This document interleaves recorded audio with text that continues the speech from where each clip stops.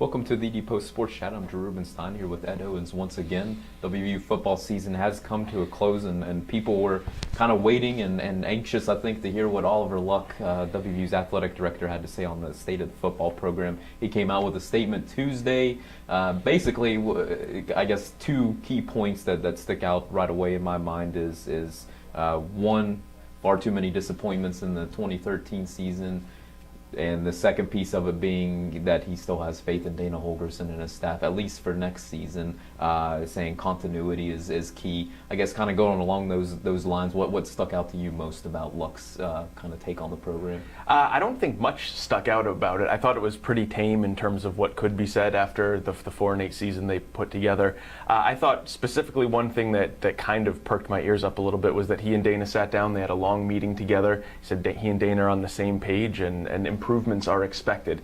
Luck didn't go really in depth into what those improvements are going to be. After a 4-8 season, I don't think 5 wins would really satisfy him next year. But as much as he was willing to put Dana on notice that next year is very important for Holgorsen here, I think Luck went about as far as he was willing to go. That was what I was going to ask you. I mean, what are high expectations, I guess, in Oliver Luck's mind? Did he need to come out and say something like this? And do you kind of take it as that one-year ultimatum? Like, what would that ultimatum be for Holgorsen? Luck, as the athletic director, absolutely needed to come out and say something. It's his place. He's kind of done a state of the program address before. It's the end of the year. He had said he wouldn't comment until the season was over. I think people were waiting to see what he would say.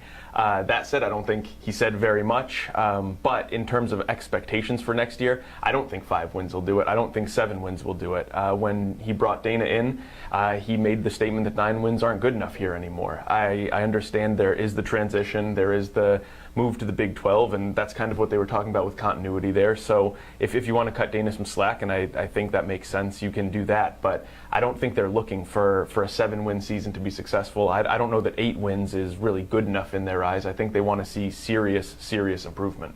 What do you make of the facilities and some of his other comments too, where I guess kind of going along continuity, he's setting the stage to continue with Holgorsen when that's not necessarily always been his management style. Again, you can understand the points that he is trying to make, but that's not how he's done it before. But I guess a little bit more along those lines and facilities and how that all plays into this. You have to keep your head coach happy. And one of the things Dana has really been focusing on is facilities. They want a better team space. The team room that they're in is a little dated. It's a little cramped, and he called it dysfunctional in terms of meeting for them. So if your head coach wants a new team room, you have to go out of your way and try to accommodate him. They talked about the indoor facility. I think that's a much bigger scale project, but the indoor facility, Dana called that dysfunctional. He said it's too small, it's dangerous, they can't run full practice in there. Whether you agree with it or not, if that's what the head coach believes, that's what you have to try to get done. I think if Dana feels like that's what they need to recruit better, to practice better, and put a better product on the field, it's Oliver's job in whatever capacity he can to get those things for the program. And I thought it was interesting that you said that they're looking for something more than just kind of sneaking into a bowl game. I guess kind of to look at it the other standpoint, they did win just 4 games. Total hypothetical, what if we're sitting here next year and WVU wins 6 games, maybe plays a couple other ones close, and there's the thought coming out of the football program that they have a lot of guys returning for the next season. Is this statement definitive enough, or I mean, I guess I kind of take it as he's given himself enough room there that it's not a 1-year deal for Dana, and that he could be giving him even more time, even if next season isn't a 9-10 win season, Big 12 championship type of a deal. Absolutely. There's a lot of wiggle room in the statement Oliver made, and I think he made the statement he made because of that. He didn't come out and make any declarations. He didn't put any ultimatums out there, win this or else. I think he really does believe in Dana, which is a great thing to see out of your athletic director. As the head coach, you want to see that support. You want to feel like he has your back. And I think Oliver's shown that, at least to this point.